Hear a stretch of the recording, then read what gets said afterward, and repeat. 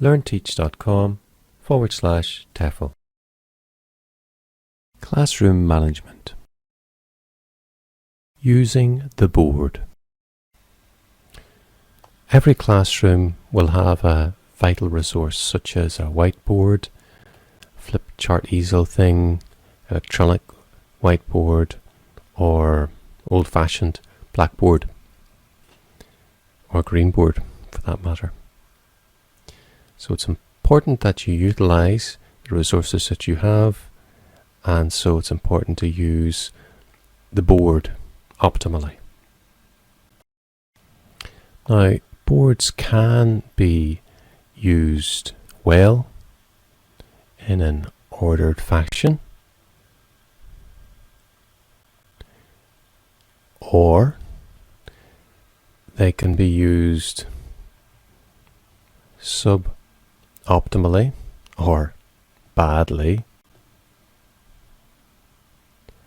And of course, a badly used board doesn't contribute to learning.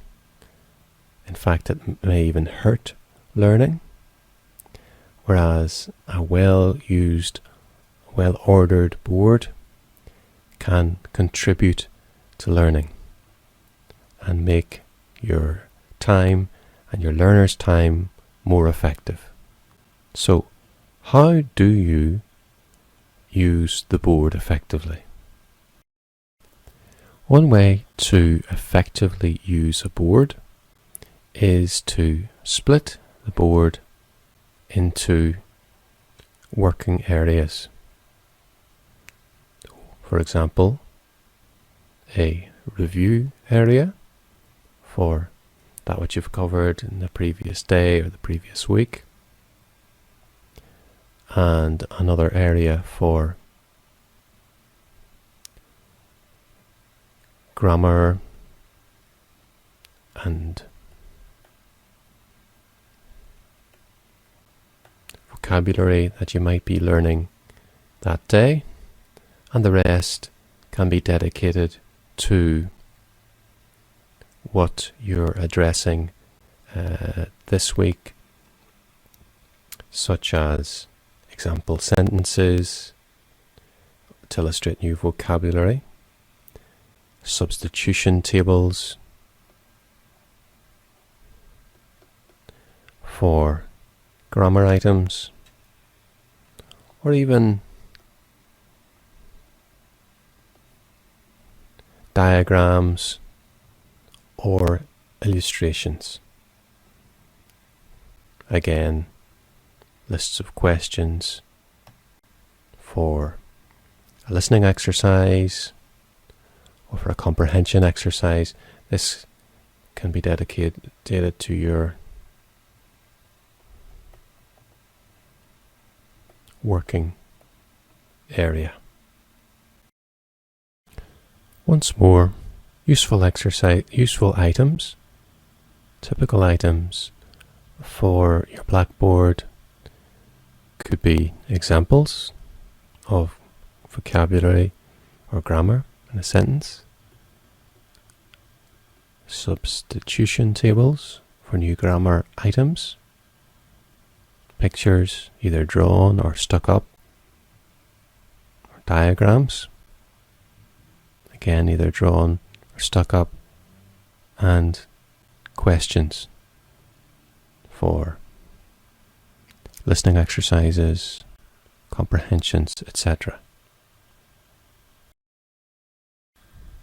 Another thing to bear in mind when using the board is to keep your teacher writing time, writing on the board, to a minimum.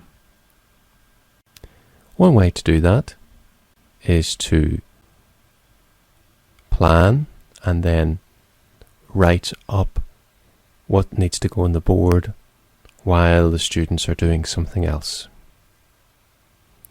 Another way is to pre-produce and pre-print and pre-blue tack questions, example sentences, substitution tables onto paper and then stick them up, which of course takes much less time And another option may be for you to use technology, such as an iPad with a projector and PowerPoint or whatever tool that you're using. So bear in mind that you need to keep teacher writing time to a minimum. Teacher writing time is one potential annoyance when using the blackboard. Another annoyance is turning your back on your learners and obscuring what you're writing, which is annoying and unhelpful in many ways. So how do you overcome that? Well, by practice. One thing that's crucial for using the board is, like everything else, to practice. And of course, it's better to practice outside the classroom rather than making your learners suffer more than needful. When you start to write, you will notice that your writing won't go as planned and may be illegible. But practice, of course, makes perfect. So you can practice writing, you can practice dividing the board, and you can also practice the use of diagrams.